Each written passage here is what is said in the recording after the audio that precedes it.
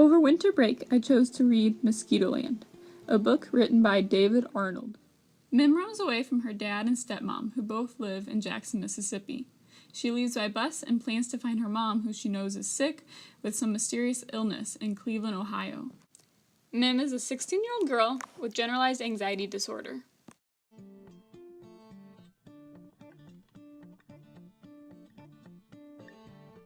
After her Greyhound crashes and one of her new friends die, we see one of Mim's coping mechanisms.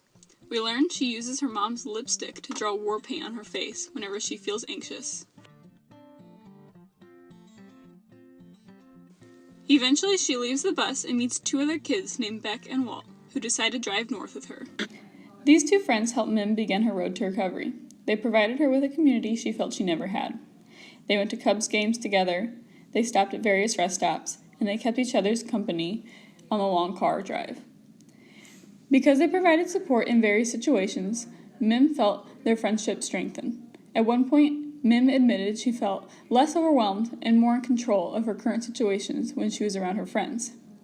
After Mim leaves Walt and Beck, she continues to recover. She finds out her mom's illness is addiction, so she agrees to move back with her stepmom and dad. They provide her with a good home. Her new school gives her purpose, and she finds she is now in more stable health. It is important to note that recovery is an ongoing process, and that Mim left her trip feeling more in control, but she will continue to recover a little bit each day. I enjoyed reading the story because, as the reader, I was able to learn about Mim through the people she met and the events she faced. The author, David Arnold, threw many obstacles in Mim's way, and we not only saw how she reacted, but how she felt when she recorded her thoughts and feelings in her journal. In one of her journal entries, she wrote, "I am Mary Iris Malone, and I am not okay." This journal entry was in response to how overwhelmed she felt after finding out her dad was having a child with another woman. Regardless of the situation, the reader was with Mim every step of the way, seeing how she coped with her anxiety. Most patients want their story to be heard, and many occupational therapists learn to listen to their clients through various forms of narration.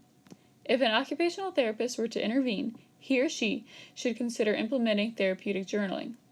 Mim keeps a current journal, but an occupational therapist might help Mim structure her future journals through prompts, life charts, assisted autobiographies, sample questions, and occupational storytelling.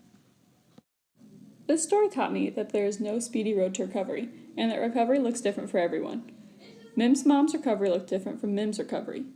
Mim met other people on her trip that have yet to begin their road to recovery. As the semester progresses, I'll remind myself, recovery is an ongoing process, and it differs from person to person.